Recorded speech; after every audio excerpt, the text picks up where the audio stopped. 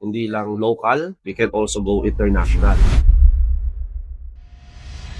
Same with Kamaya. We started with a beach resort, then we put up a commercial space, and then we build our golf courses. Ngayon, meron na kaming mga slides, no? So makikita ninyo dito sa labas itong Figaro. Nandito yung ating aquafan. Practice lang namin yan for one of our projects, no? And would you believe, meron na rin kaming tinatawag na Kamaya Stove, which is on the way. So that's a property in Japan. So not only here, kaya nasabi ko sa inyo, for your family. Hindi lang local, we can also go international. No, that's why we are building our own runway para kung sakaling gusto niyo pumunta sa ibang lugar, sa ibang bansa, pwede na kayo dito, no? Meron tayong gateway dito, meron tayong sariling runway. Sabi nila pag panaginip na ngayong sariling jet plane, no?